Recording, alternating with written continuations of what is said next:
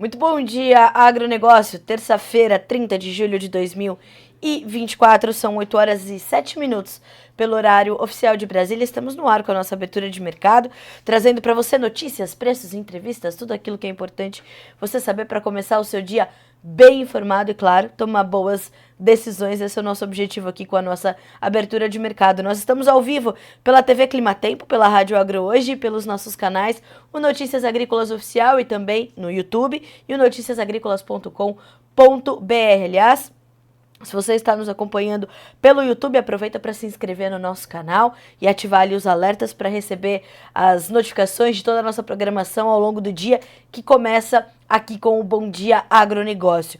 Bom, nós vamos checar nessa terça-feira, na edição dessa terça-feira, as últimas notícias, claro, sobre as eleições na Venezuela, porque há informações importantes que precisam ser desdobradas e os desdobramentos, na verdade, ainda continuam a acontecer. Nós vamos falar sobre isso. Vamos falar também sobre a possibilidade da retirada das retenções sobre a soja na Argentina. Javier Milei reforçou o compromisso dele com o agronegócio argentino. Vamos falar sobre isso e também sobre as exportações recordes de carne bovina do Brasil que foram ontem anunciadas pela SECEX, a Secretaria de Comércio Exterior. E no nosso quadro de entrevistas, a pauta hoje é a questão logística, os custos logísticos, como estão, né? Que momento é esse para os fretes? A colheita de milho está em andamento, mas ainda estamos escoando bastante soja. Enfim, vamos entender que momento é esse para o mercado logístico, para o mercado de fretes principalmente. Agora são 8 horas e 9 minutos, está começando o Bom Dia Agronegócio, onde você sabe antes e primeiro as informações que direcionam o seu dia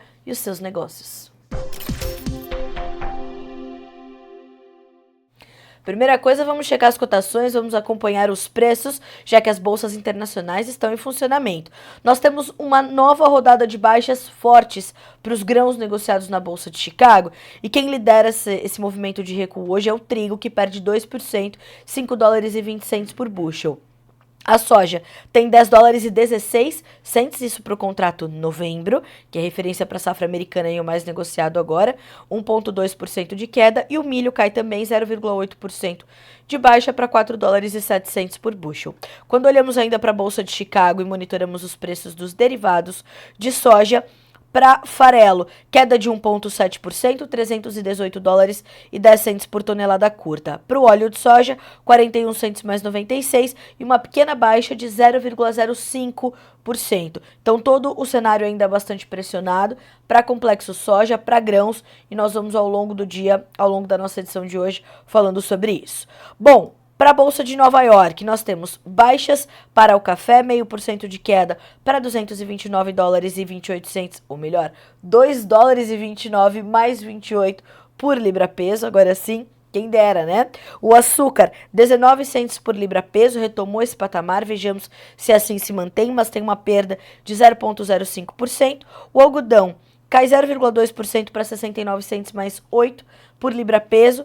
E o petróleo também opera em campo negativo e com ele nós começamos a checar os demais grupos de commodities que não as agrícolas. Para o petróleo WTI, são 75 dólares e 63 centavos por barril, uma queda de 0,2%. Para o Brent, 78 dólares e 98, com queda de 0,3%. Olhando para o gás natural, leve alta de 0,05%. O ouro, 0,5% de alta, a prata também subindo 0,5% e o cobre tem 0,7% de queda na manhã desta terça-feira. Dólar Index, 0,03% de alta, vai a 104.347 pontos. Vejamos então como se comporta o mercado financeiro também nesta terça-feira, importante para o movimento das commodities também. Olhando para a Bolsa de Dalian, mercado futuro chinês, nós temos queda para o farelo, queda para o óleo e uma ligeira baixa para o milho. Uma informação importante sobre a China é a questão climática, algumas adversidades sendo registradas nesse momento, como pontua Eduardo Vanin, analista da Agriinvest Commodities, e ele nos diz o seguinte: tufão na China, chuvas torrenciais e alagamentos. Mesmo assim, o milho na Bolsa de Dalian não sai do lugar. O leilão de 196 mil toneladas do cereal encontrou demanda para apenas 10% e assim o spot continua bastante pressionado. Os mapas climáticos para a China continuam mostrando o risco de inundações e isso se concentrando nas províncias do norte, que são importantes províncias de produção de milho e também de soja. Os futuros da soja local até subiram um pouquinho hoje na Bolsa de Dalian, 0,5%, mas o milho não saiu do lugar, continua perto das suas mínimas de 2020. Na verdade, o flat price do milho no FOB, todas as origens, está perto do período pré-pandemia. Lembrando que na China, na Bolsa de Dalian, são negociadas duas sojas, a soja local, que é mais para um consumo direto, e a soja importada, que é essa que vai ser processada, vai virar ração, enfim, vai virar subproduto, né, para fazer ali os derivados para virar, então, outra, né, outra formulação, outro produto, em especial ração para porcos, aves, né, peixes, enfim, todos os plantéis, todos os rebanhos chineses. Bom, são 8 horas e 13 minutos pelo horário oficial de Brasília. Notícia, ou melhor, preços checados, bolsas em andamento. Vamos olhar agora para as manchetes dessa terça-feira nas nossas notícias da manhã. Bom, como eu adiantei, né, nós temos uma necessidade de se alongar um pouquinho mais na condução das eleições venezuelanas que aconteceram neste domingo, porque uma série de perguntas ainda continuam sem respostas. E para esta segunda-feira, tanto a oposição quanto o governo de Maduro, que foi dado pelo Conselho Nacional Eleitoral da Venezuela como vitorioso dessas eleições, embora, de novo, há uma série de suspeitas de fraude, né, nas eleições, ambos trouxeram ali, oposição e governo convocaram, né, trouxeram convocações para manifestações nesta terça-feira na Venezuela. A líder da oposição, Maria Corina Machado, pediu que a população se reunisse hoje em assembleias em todo o país entre 12h e 1h no horário de Brasília. Não ficou claro se sua convocação foi para manifestações ou protestos políticos.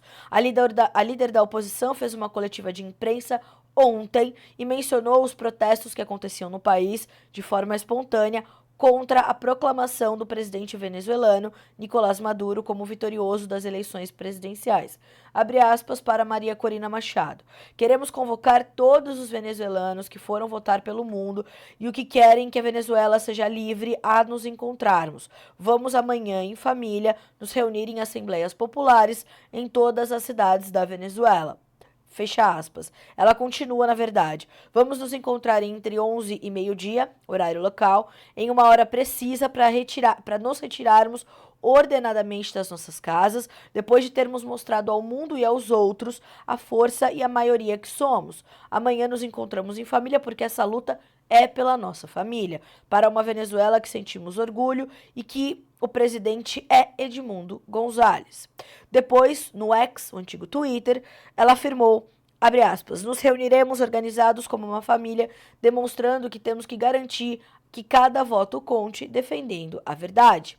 O presidente da Assembleia Nacional, Jorge Rodrigues, também convocou a população para uma grande marcha nessa terça-feira, dia 30 de julho, em Caracas e em todo o país, para, abre aspas, celebrar a vitória de Maduro e defender a paz. Em declarações à imprensa, ele informou que a mobilização na capital terá início por volta de 3h, no horário de Brasília, portanto 2 horas em Caracas, e partirá de vários pontos políticos, incluindo Petare, Cátia, La Vega e El Valle. Bom, já aconteceram algumas manifestações em Caracas e em outras partes da Venezuela nos últimos dias.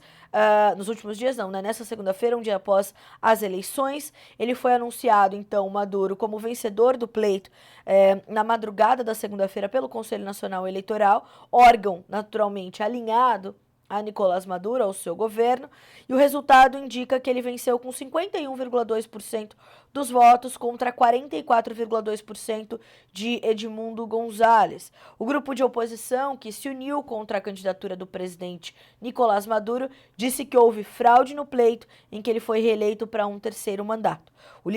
A líder da oposição, Maria Corina Machado, afirmou que já tem como provar a verdade, destacando que Edmundo González é, na verdade, o presidente eleito do país. Segundo Machado, a oposição tem acesso a 73,2% das atas eleitorais que comprovariam a vitória de González. O que são as atas eleitorais da Venezuela? São o reflexo do voto auditável, né? Então, é como uma cédula dessas urnas, o sistema por lá também é automatizado, então é o resultado do que se viu nas sessões eleitorais. E isso não foi entregue, isso não foi apresentado pelo Conselho Nacional Eleitoral. E é isso que gera tanta especulação no mercado. Se a gente busca, né, na mídia geral, todas as notícias que envolvem as eleições da Venezuela, no Brasil e no mundo, são informações bastante preocupantes, né? São informações estarrecedoras. Então nós estamos falando do Conselho Nacional Eleitoral ignorando essas acusações de fraude, passando por cima disso, enquanto deveria haver uma investigação. Nós temos ali, né, muitos representantes cobrando, de outros países, inclusive, cobrando essa transparência. O Celso Amorim, que é o representante do governo brasileiro nesse processo eleitoral na Venezuela, diz que a eleição deve ter transparência, mas evita falar em fraude, né? Ele disse que esteve acompanhando bem de perto todo o processo eleitoral, mas não citou essa tentativa de fraude.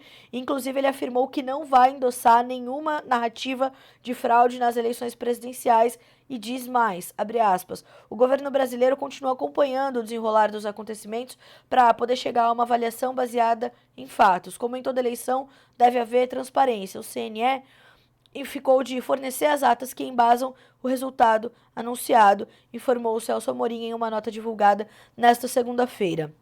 E, inclusive, tem essa condição, né, do Celso Amorim permanecer na Venezuela. Agora são 8 horas e 19 minutos pelo horário de Brasília, e isso nos leva ao gancho para a próxima notícia, que é ainda mais preocupante, porque Nicolás Maduro expulsou 7 representantes oficiais de países da América Latina da Venezuela nos últimos dias depois do resultado das eleições. O governo exigiu que Argentina, óbvio, Chile, Costa Rica, Peru, Panamá, República Dominicana e Uruguai retirem imediatamente seus representantes diplomáticos do território venezuelano em repúdio ao que ele chamou de ações e declarações de ingerência em relação às eleições presidenciais de domingo no país, que confirmaram a vitória e terceiro mandato de Nicolás Maduro. Na mesma medida, de acordo com o comunicado oficial, a Venezuela decidiu retirar todo o processo diplomático das missões nesses 7 países latino-americanos, abre aspas, para o comunicado oficial da Venezuela. A Venezuela reserva todas as ações legais e políticas para fazer valer, preservar e defender nosso direito inalienável à autodeterminação, disse o governo do país, além de garantir que sua nação enfrentará todas as ações que ameacem o clima de paz e convivência. Em pronunciamento, o governo venezuelano expressou, abre aspas, a mais firme rejeição às ações e declarações de ingerência de um grupo de governos de direita subordinados aos Estados Unidos e abertamente comprometidos com os mais sórdidos postulados ideológicos do fascismo internacional, que buscam ignorar os resultados eleitorais, fecha aspas. Bom, é bastante difícil, né, ver que a diplomacia está completamente em xeque quando o Maduro expulsa esses representantes oficiais, esses diplomatas ou, enfim, outros representantes, e por isso os governos de Uruguai, Argentina, Costa Rica, Equador, Guatemala, Panamá, Paraguai, Peru e República Dominicana expressaram profunda preocupação com esse movimento e com o desenrolar das eleições presidenciais na Venezuela e os governos exigiram, e veja que o Brasil não consta nessa lista, uma revisão completa dos resultados, convocando uma reunião urgente da Organização dos Estados Americanos. O Brasil não consta nessa lista, e isso é sério.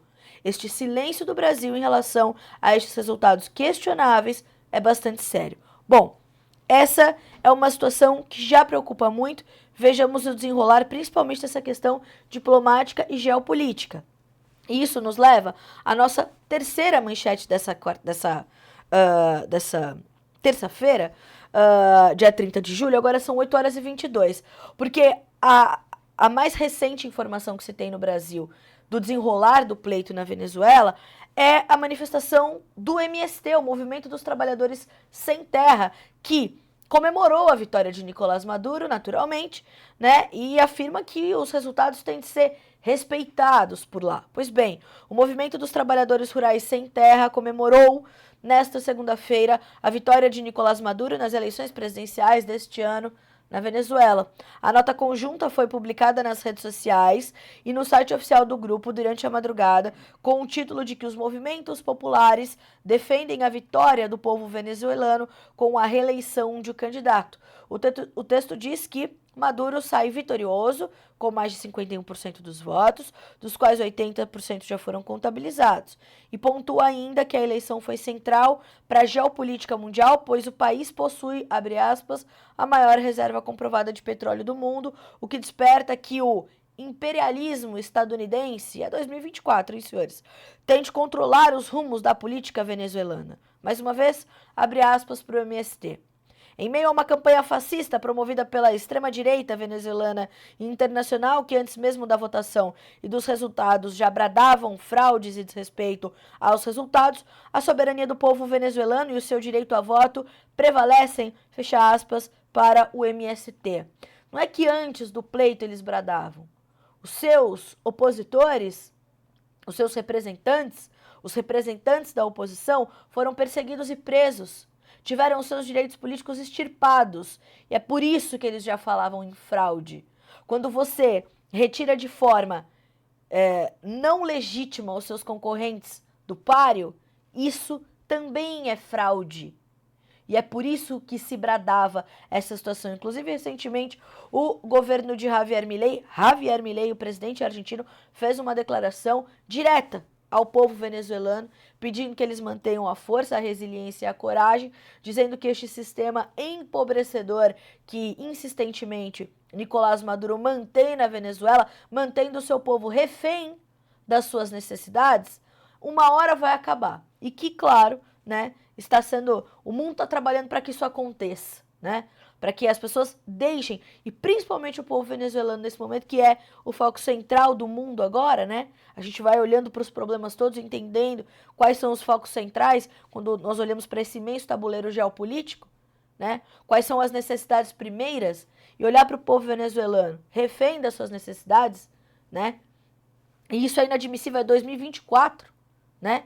É a necessidade primeira do mundo. Então, sim, todos os olhos do mundo estão voltados para a Venezuela e Nicolás Maduro, de novo, né, sobe numa espécie de pedestal, olha todos por cima e diz, aqui quem manda sou eu. Não é bem assim, senhor presidente, né? E vejamos como fica esse silêncio do Brasil em relação a isso nas próximas semanas, nos próximos dias. 8h25 pelo horário oficial de Brasília. Bom, na sequência, nós mantemos aqui o nosso foco na América Latina, mas dessa vez para falarmos da Argentina, porque durante o final de semana, né, e claro que os desdobramentos disso vieram ao longo desta segunda-feira, o presidente argentino Javier Milei esteve visitando a La Rural de Palermo, que é a maior feira agropecuária da Argentina, e falou bastante sobre o seu compromisso com o campo. Durante a corrida presidencial, né, Javier Milei ouviu muito as lideranças rurais da Argentina, sabe que é um setor que foi muito, né, que sofreu muito diante de toda essa... os últimos governos kirchneristas, principalmente, né, e reforçou ali um compromisso durante, de novo, a sua corrida presidencial, com a retirada das retenções, que são aquelas tarifações de exportação sobre os produtos argentinos, para lhes devolver a competitividade e a rentabilidade do produtor da Argentina. Na visita a esta feira, ele pediu um pouco mais de paciência aos homens do campo, aos produtores rurais, e reforçou esse compromisso com a retirada das retenções da soja, do complexo soja e dos grãos, e retirou as retenções sobre a carne bovina e algumas categorias ali de animais, algumas categorias de vacas, principalmente. Perdão. E nisso, nesse reforço desse compromisso e sabendo que Milei vem cumprindo tudo aquilo que falou durante a campanha presidencial, durante a corrida presidencial, o mercado de soja ontem especulou muito em torno dessa informação, porque uma vez que haja a retirada das retenções, a Argentina se torna muito mais competitiva e chega com uma oferta de produtos muito maior ao mercado. Soja e soja em grão, e em especial farelo e óleo. Tanto que o farelo hoje continua cedendo, perde mais de 1,5%. Então o mercado está muito de olho nisso e há de fato a possibilidade crescente de que essas retenções sejam derrubadas. O presidente da Sociedade Rural Argentina, Nicolás Pino, pediu e cobrou Javier Milei de forma bastante austera, bastante veemente, taxativa durante o evento. Falou: olha, nós precisamos disso para continuar viabilizando a produção agropecuária argentina. E Milei disse o seguinte: nós entendemos a necessidade, é um compromisso e eu reforço, as retenções da soja serão retiradas, mas preciso lhes pedir um pouco mais de paciência. Me desculpem. Me desculpem. Ele pede então um pouco mais de paciência até que termine de colocar a casa no lugar, entenda melhor quais serão os rumos efetivos da economia argentina. Até porque até este ponto, né, com o fluxo do caixa argentino completamente desorganizado, essas retenções, elas vieram irrigando a economia da Argentina por muito tempo. Não se tinha de onde mais tirar dinheiro, então se cobrava e se taxava mais o campo, né, que é a galinha dos ovos de ouro do país, bem como é a galinha dos ovos de ouro do Brasil, por exemplo. Então, olhou para, né, tentou esganar ali a galinha dos ovos de ouro o quanto pôde, o último governo, e agora, né, Javier Milei vem tentando reverter esse cenário e reforça esse compromisso. E eu repito, essa especulação, essa possibilidade, ela está muito fortalecida no mercado essa semana. O mercado de soja sentiu isso de forma bastante agressiva. Ontem cedeu em partes por conta disso e mantém essa informação no seu radar. Então, olhar para isso vai ser completamente importante.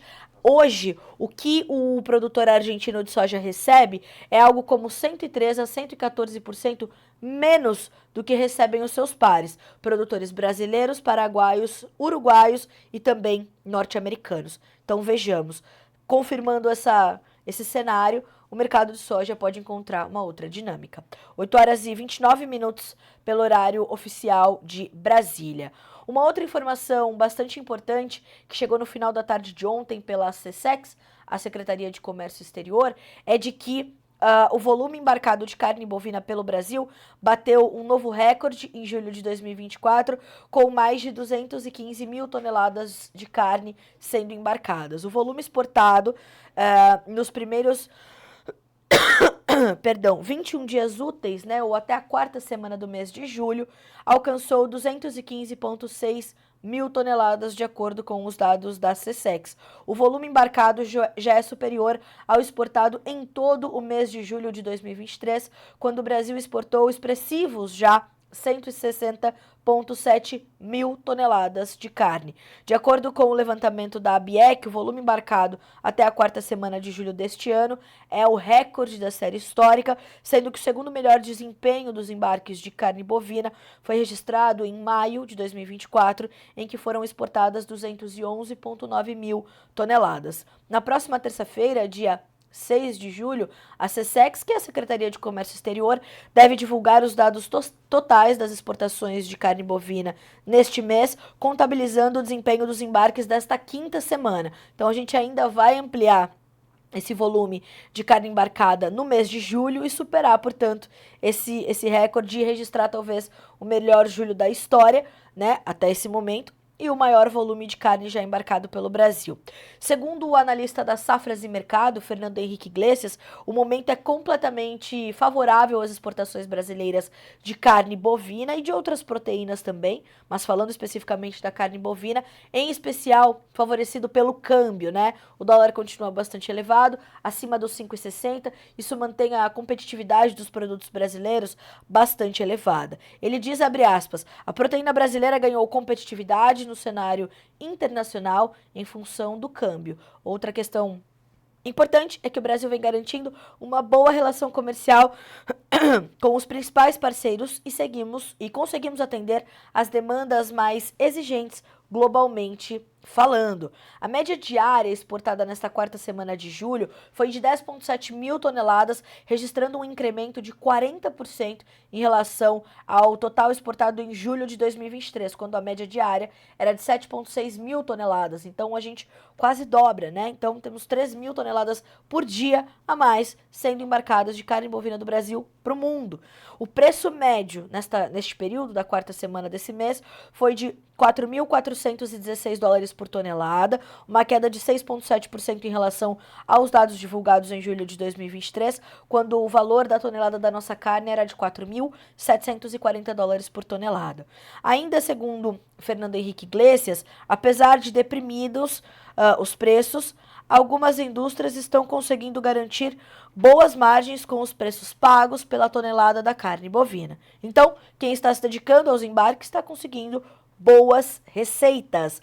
Todos esses números estão detalhados para você aqui no Notícias Agrícolas, para você entender que momento é esse para a exportação da nossa carne, que momento é esse para a exportação das nossas proteínas de uma forma geral. Lembrando que as exportações de frango estão voltando, né, a pleno o comércio, desde que o governo já informou na semana passada a Organização Mundial da Saúde Animal a erradicação do foco da doença de Newcastle, que foi diagnosticada no Rio Grande do Sul, no município de Antagorda. Então, o Brasil continua, né, na liderança desse fomento à segurança alimentar, entregando alimento de qualidade, né, e preço acessível para o máximo de pessoas possível mundo afora. E continuaremos esse trabalho, né, continuaremos nessa toada, porque é por aí que a gente tem que tocar. Eu vou, antes da gente chamar o intervalo, eu vou direto para o comentário do Leandro Denardim, que ele diz o seguinte: bom dia, Carla. Será que a eventual retirada das retenções não afeta a indústria argentina, que processa o grão no país, tornando exportador de óleo e farelo? Sim, Leandro, pode haver essa possibilidade, sim, mas aí a gente já tem um comércio um pouco mais livre, como acontece aqui no Brasil, quando em alguns momentos nós vemos a indústria, né, a indústria processadora nacional e o mercado externo, os exportadores, os importadores, né, disputarem ali pela soja, pagando, né, via prêmio ou preços melhores esse produto. Então, é por aí que o mercado deve girar, uma economia de livre comércio. Então, quem paga mais garante quando, principalmente, a oferta está um pouco mais enxuta. Então, sim, as indústrias podem sentir um pouco mais, né, mas não obstante que vai trazer também mais competitividade para os produtores argentinos.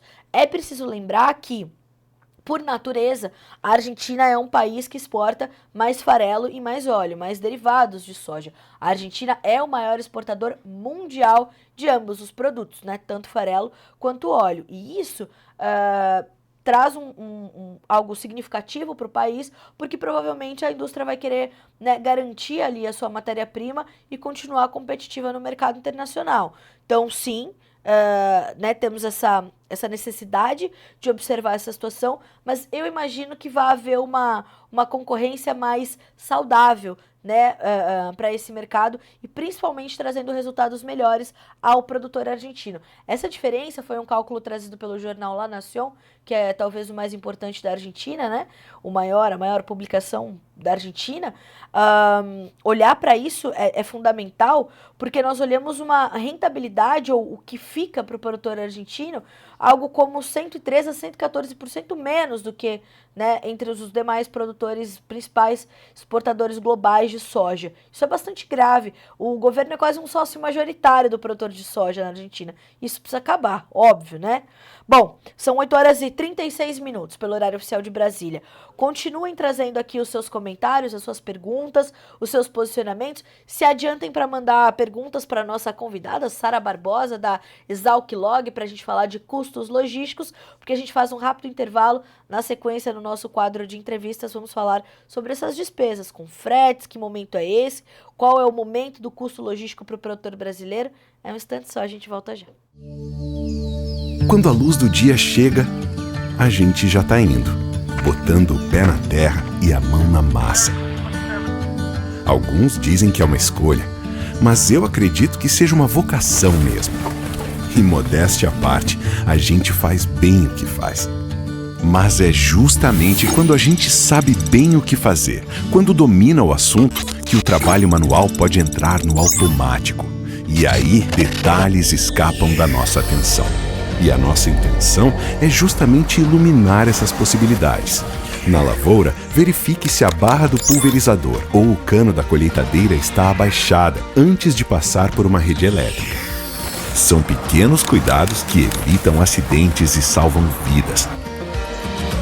Dessa forma, no final do dia você pode voltar tranquilamente para os braços de quem te ama. Uma campanha Energisa e AproSoja. Prepare-se para a campanha de descontos mais esperada do ano. Chegou o Balcão do Agro da Coplacana. De 29 de julho a 3 de agosto em todas as unidades da cooperativa. Preços mais baixos do ano e condições de pagamento imbatíveis. Não perca a chance de garantir insumos e máquinas agrícolas, linha de ferramentas, jardinagem, piscina, pet e automotiva. Consulte a unidade mais próxima de você em www.coplacana.com.br. Balcão do Agro Coplacana 2024. De 29 de julho a 3 de agosto.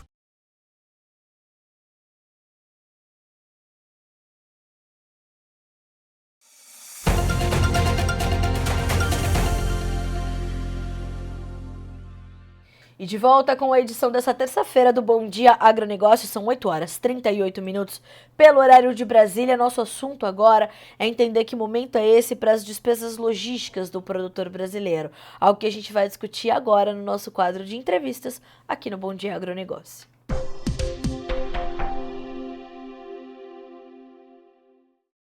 E quem nos faz companhia nessa terça-feira é Sara Barbosa, analista de pesquisa de mercado da Exalc-Log. Sara, seja bem-vinda, bom dia. É um prazer recebê-la aqui no Bom Dia Agronegócio.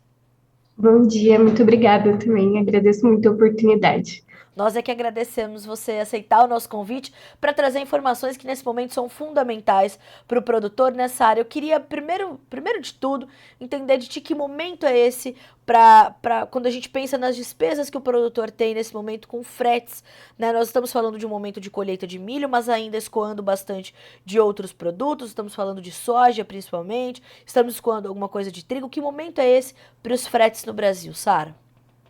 Eu acredito, assim, que para resumir, é um cenário bastante diferente do ano passado. Nós tivemos, assim, muitas reduções. Então, quando nós comparamos em relação a junho, agora, né, o último mês, o frete vem aumentando, que é o comum da sazonalidade.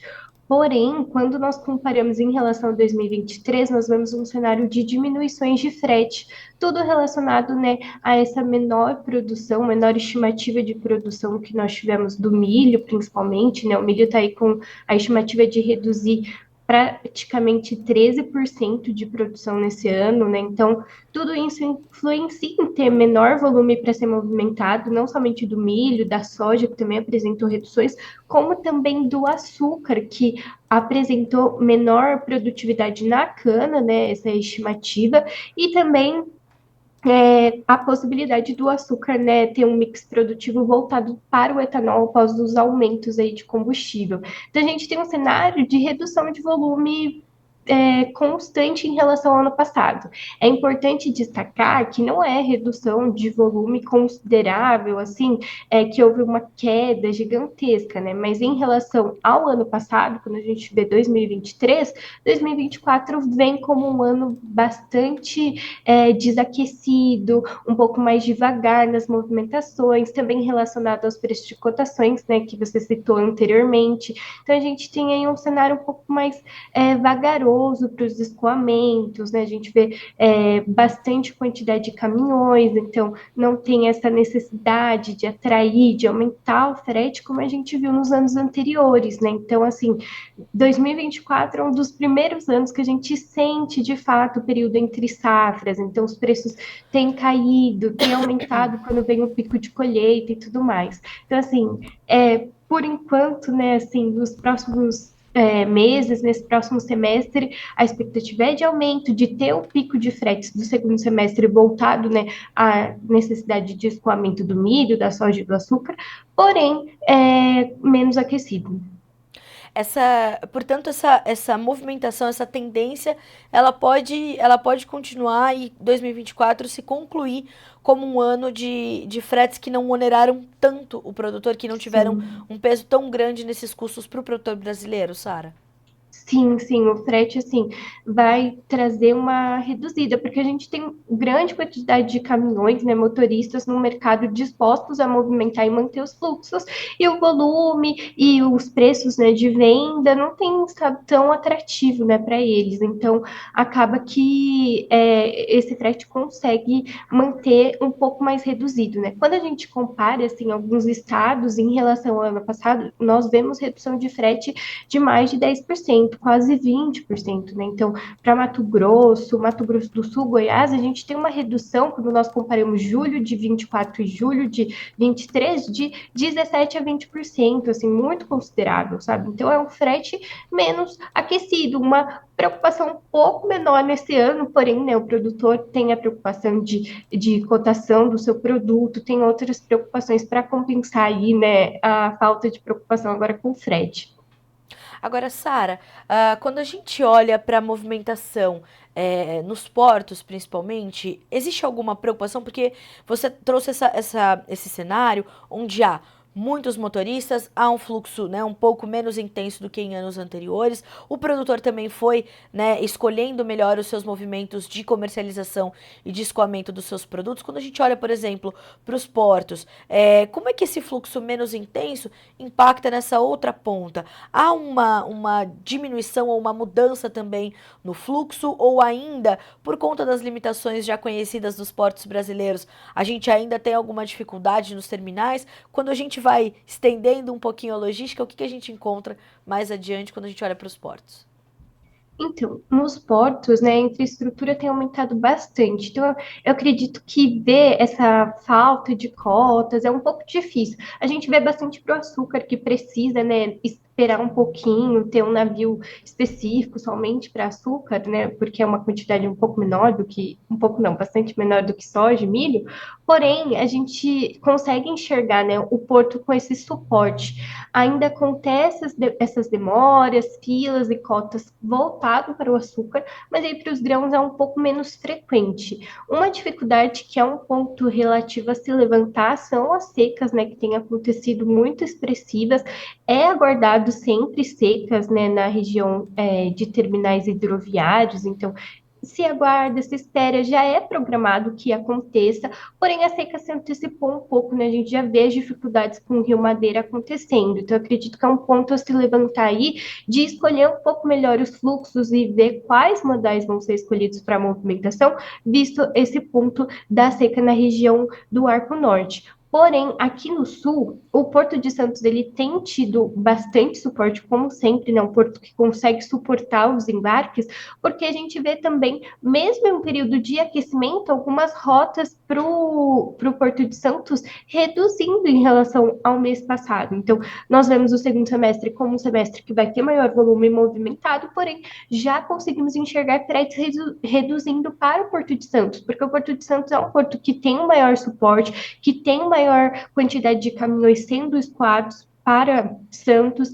Então, acaba que os outros portos têm um preço um pouco maior, assim, para fretes, os fretes em aumento, a gente vê para Paranaguá aumentando, alguns portos do Arco Norte também aumentando os seus fretes para conseguir caminhões que movimentem, né, para esses portos um pouco mais distantes e também por ter maior quantidade de volume para esses portos. Porém, o Porto de Santos, um porto já consolidado, que tem infraestrutura que suporta todas essas cargas, ele finaliza, né, aí com até fretes em redução dependendo da rota, né? Então, dependendo da origem, nós temos algumas origens ali do Mato Grosso do Sul, Dourados, apresenta até redução para Santos, né? Em um mês que geralmente tem o frete em aumento. Então, assim, temos algumas rotas específicas nessas especificidades devido ao porto de fato ter um suporte maior do que o momento que o Brasil está vivendo agora de produção. Então, assim, é muito interessante pensar nisso, né? Porque o frete vem aumentando, né? Um momento de preços mais elevados, porém o Porto de Santos, como um porto um pouco mais consolidado, com menos entraves, né? Menos dificuldades, ele consegue movimentar. É importante também citar que a chuva, né? Sempre dá um pouco de atraso, então o açúcar sofre bastante aí até no início de julho, senti um pouquinho com chuvas na primeira quinzena do mês, então a chuva finaliza as movimentações, paralisa um pouco os embarques, porém, logo em seguida, após as chuvas, tem muito embarque saindo, então, o que mais tem influenciado agora as movimentações tem sido, de fato, os fatores climáticos e não, assim, a infraestrutura dos portos, devido também, né, esse ano ser um ano um pouco menos aquecido na produção brasileira. Os cenários acabaram confluindo ali para um momento, portanto, para o produtor que tem essa, né, ou para as empresas, enfim, para quem tem essas, para quem precisa pagar essas despesas logísticas, foi um ano, portanto, de algum alívio quando a gente pensa em custos logísticos para a produção brasileira. Sara, a gente pode dizer isso? Sim, sim. É assim, é um ano bastante atípico, porque nos últimos anos, desde o início da pandemia, nós vimos uns aumentos bastante expressivos nos fretes, né? 2022 foi um ano que teve menor produção, até do que esse ano. Nós tivemos uma produção menor do que soja, só que os fretes estavam muito elevados por ser retorno, né, do período pós-pandemia e também por Uhum. ter os preços de diesel muito elevados. Então, o frete continuou em aumento, mesmo que a produção foi baixa. Só que 2024 já é um ano um pouco mais estabilizado, então é um ano que com o menor volume consegue manter o frete um pouco mais baixo, né? Vale destacar que talvez seja assim um ano atípico, porque ano que vem, com o retorno da produção um pouco mais normalizada, ela consiga manter então o frete elevado, né? Então continue esses aumentos. Era isso que eu queria entender. Então, para a próxima temporada, a gente já deve ter um cenário um pouco mais diferente, né, Sara? Sim, sim, é assim, é um ano muito exclusivo, porque não tem, faz pelo menos 4, 5 anos que os fretes estavam em níveis muito altos e foi um primeiro ano que a gente sente o período entre safras, de fato. Então, ali no início de janeiro houve uma redução expressiva de frete, o que não tinha acontecido nos anos anteriores, né? Sara, como é que a gente pode entender que os preços dos combustíveis impactaram esse ano, né? Desde o começo, na verdade, desde o final do ano passado, muitas alterações na tributação, no entendimento do preço, né, para o consumidor final, para as empresas. Como é que ficou essa situação do peso dos combustíveis no preço dos fretes nesse ano de 2024? Ou como tem estado esse impacto dos combustíveis para esses valores? Sim, no início do ano nós tivemos, né, um aumento no preço do diesel, né? Então, lá no início do ano, um mês que geralmente não tem muitas movimentações, né? Janeiro, um mês de menor movimentações, ficou um preço um pouco em nível mais alto do que geralmente ocorre, assim, ainda mais, né, nessa expectativa de redução de frete, a gente viu o frete reduzindo, só que ainda em níveis altos, mesmo com menor volume movimentado, né? Então, nós vimos que o diesel de fato pressionou o frete a resistir a essa redução, porém depois, né, foi possível essa redução após a estabilidade. O que nós vemos de mudança nesses preços de combustível é o fato do aumento da gasolina pressionar preços mais atrativos para os produtores, né, voltados assim para o etanol. Então, né, depois de alguns anos aí que o etanol tem tido preços não tão atrativos para o produtor e os preços, os custos, né, altos para o produtor do etanol, agora é possível, né, ver que os preços estão um pouco mais atrativos. Então, como eu comentei, nós vemos o mix de produção da cana-de-açúcar talvez movimentar um pouco para o mix alcooleiro e produzir mais etanol. Então a gente vê assim essa mudança do combustível muito influenciada na produção, né? Então acontece que essa produção maior de etanol vai ter um fluxo maior de combustível, que talvez, né, influencie também na maior oferta de etanol e de gasolina para os consumidores, fazendo com que o preço reduza um pouco lá nos postos, porém, os embarques tendem a diminuir, né, a movimentação de açúcar. Então, tudo influencia, tudo está um pouco conectado de que essa produção, esse aumento da gasolina gera um aumento de produção de etanol, que gera uma redução do açúcar e mantém aí o mercado de grãos, de produtos, né, granéis sólidos, com fretes ali em aumento devido ao período do segundo semestre ser bastante produto para movimentar, porém reduzidos, né? Porque a gente vê um mercado com menor quantidade em relação aos anos anteriores. Então, de fato, que influencia que os preços dos combustíveis, pelo menos por enquanto, né, enquanto não houver mais aumentos, é essa produção do etanol, né? É algo assim, é um alerta, né? Pela primeira vez, né, depois de um tempo considerável, os produtores de etanol conseguem ver um preço um pouco mais atrativo, né? Então, as usinas migrarem essa produção é bastante esperado agora para o segundo semestre, né? Bom, a gente vai continuar monitorando. Sara, a gente consegue trazer alguns indicativos de preços de rotas que são referência para o produtor nesse momento? A gente consegue trazer algumas dessas rotas, o valor do frete para algumas dessas rotas? Sim, sim, eu consigo. Aqui eu até tinha feito um histórico de fretes. O que eu consigo ver mais ou menos ali na região de Mato Grosso, Sorriso, Itaituba, a gente viu um aumento de frete, né? Como foi dito, de junho para julho, né? Ali na casa dos seus 260, 70 em aumento. Porém, como eu falei, a gente tem um indicativo de que em relação a 2023 houve uma diminuição de 9%. Esse é só um dos exemplos, né? Para o estado de Goiás, a gente vê Rio Verde e Santos, como eu citei, diminuindo os preços de fretes, né? Então, ali na escala também de 250, 70, quase chegando a 300, houve uma redução em relação a junho, porém, a rota de Rio Verde, Goiás para Paranaguá, a gente já vê um aumento mais expressivo. Essa redução de Santos, né, Rio Verde e Santos também é influenciada porque é uma rota, né, intermodal, então tem outras possibilidades de modais, porque a gente fala aqui de fretes rodoviários, né? Mas nós vemos Rio Verde e Paranaguá aumentando 11% na sua movimentação, ultrapassando a marca aí de R$ 320, né? Então, assim, muito expressivo e o aumento tende a continuar aí para esse segundo semestre, mas faço novamente a comparação de que em relação a 2023, essa rota Rio Verde-Paranaguá está com 25% a menos no valor do frete. Então, de fato, né, pelos nossos indicadores, a gente vê, né, preços em aumento devido a esse segundo semestre, mas bastante reduzidos em relação a 2023. Bom, Sara, quero muito te agradecer por informações tão completas trazidas aqui à nossa edição dessa terça-feira do Bom Dia Agronegócio. Foi um grande prazer recebê-la aqui pela primeira vez. Espero que você volte mais vezes para a gente continuar atualizando essas informações. Obrigada mais uma Muito vez. obrigada. Uma ótima semana para você. Volte mais vezes. Obrigada. Tchau, tchau. Tchau, tchau. Até a próxima.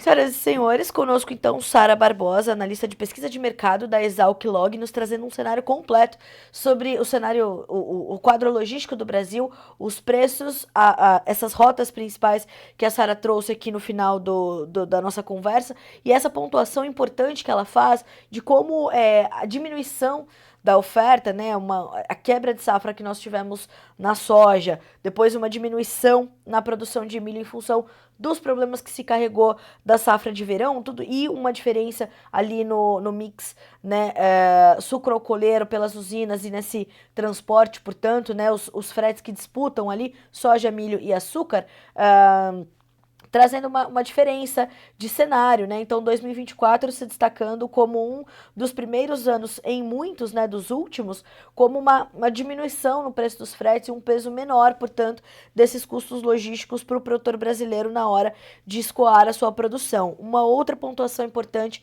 feita pela Sara. Nos portos, né, nós temos uma situação um pouco mais distinta, mas favorecida também pelas condições, e favorecida ou não pelas condições climáticas, isso também é bastante conhecido pelo produtor e pelos agentes do mercado, é sabido, né, que quando as condições não são as mais adequadas pode ter um atraso, né, um adiamento do embarque, enfim, e essa diferença do produtor ao determinar a escolha dos momentos para a sua comercialização e o escoamento da sua safra. Nós sabemos que as vendas começaram a acontecer, né, os negócios tiveram meses em 2024 de negócios mais frios, né? Menos intensos e aquecidos, e isso vai se refletindo também nos preços dos fretes. Foi motivo de discussão em inúmeros grupos de WhatsApp de produtores rurais, de cooperativas, né? Todos os produtores perguntando, cadê aquelas filas de caminhões, né? Nos armazéns das cooperativas. 2024 foi um ano realmente bastante diferente. São 8 horas e 57 minutos pelo horário oficial de Brasília. Desculpem, eu tô, de novo, né? Ontem falei sobre isso, vou falar de novo. Uma tosse bem teimosa, bem difícil de ir embora, mas a informação tá aqui, né? Bom, quero agradecer aqui as mensagens que temos recebido. Então, nós estamos falando aqui com o Júlio, que nos ouve de Conchal, no interior de São Paulo. Programa top. Obrigado, viu, Júlio? Continuem nos acompanhando, continuem divulgando o Bom Dia Agronegócio para que ele chegue, né? Ele chegue a mais lugares, a mais pessoas, a mais profissionais e sirva de ferramenta de trabalho, né? O objetivo do Bom Dia Agronegócio é ser uma ferramenta de trabalho para produtores, para agentes de mercado, para traders, para cooperativas, para revendas. Estamos ali tentando abraçar todo o agronegócio para que vocês possam ficar bem informados e tomar boas decisões. Bom dia também para o Agnaldo Peron, Carapó, Mato Grosso do Sul. Choveu um pouco aqui ontem à noite. Bom dia. Mato Grosso do Sul estava precisando de chuva, né, Agnaldo? Obrigada pelo seu comentário. O pessoal da Bal Broker. Bom dia, família do agro. Gostei. Bom dia. Bom dia para o Fabiano Alves, para a dona Eliana. O Maurício Lima nos reporta o seguinte. Bom dia. Aqui na região sudoeste da Bahia, choveu um pouquinho na sexta-feira, dia 26. Como fica o tempo para nós aqui nos próximos dias? Caraíbas, Belo Campo e região sudoeste. Vamos ver se eu consigo descolar aqui para vocês em tempo real uma informação mais detalhada. Para Caraíbas, por exemplo, na Bahia, vamos ver se eu consigo aqui alguma informação mais detalhada. No site da Climatempo, vou buscar aqui e vejamos se nós conseguimos trazer as informações diretas para o Maurício. Maurício está aqui carregando, mas eu tenho aqui uma previsão da Climatempo. Olha só, nós temos 0 chance de chuva, tá? Para essa terça-feira. As temperaturas vão ter ainda uma amplitude térmica considerável, mínima de 17, máxima de 30. A umidade é bem baixa, né? A umidade relativa do ar bem baixa. E tem como eu falei, né? Essas temperaturas em elevação ao longo do dia. Manhã ainda bastante geladinha e 0 chance de frio, né? Então, de chuva, né? Ó, tá aqui o resumo da Climatempo. Previsão do tempo de hoje para Caraíbas, entre 17 e 30 graus, sem possibilidade de chuva na região. Então, estamos ali. Para o mês de julho, a região de vocês tem, em média, 6 milímetros, né, de chuvas. Então, de fato, nós não devemos ter aí muitas chuvas. Mas as chuvas estão abaixo da média para o seu município, viu, Maurício? Até o dia 30, hoje, choveu apenas 3 milímetros em Caraíba durante todo o acumulado de julho de 2024, 50% então da média normal para o mês.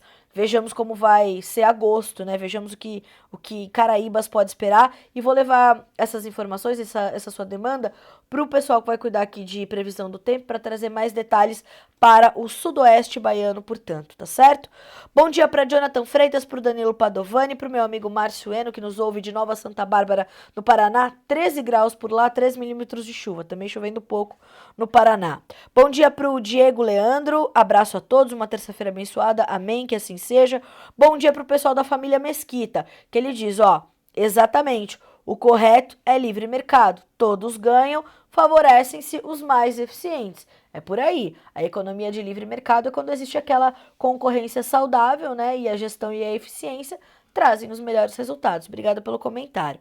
Bom dia para o Alberto Tesmer, bom dia Carla e Agro Brasileiro. Hoje aqui em Pelotas, Rio Grande do Sul, amanheceu 4 graus, faz frio e muita umidade. Eita, que tá fresquinho no Rio Grande do Sul, né, Alberto? Bom dia também para o Emerson Antoniacomi, sempre conosco, de Ponta Grossa, Paraná, 11 graus agora, o gelado Paraná, né? E Renato Lourenção, bom dia, em Bauru, tempo fechadinho e friozinho, né? Aqui tá fazendo agora, deixa eu ver se eu tenho aqui a nossa previsão do tempo, para Valinhos, São Paulo, tá coisa de 16 graus também, 15, 16 graus, tá? Fresquinho também, eu diria.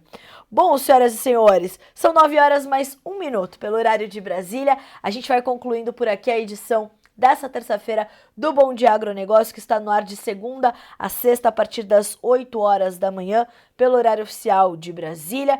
Informações, notícias, preços, entrevistas, tudo para que você seja sempre o produtor rural mais bem informado do Brasil e para que você saiba antes e primeiro as informações que vão direcionar o seu dia e os seus negócios. Eu te espero amanhã. Uma boa terça-feira para você, bons negócios, até lá!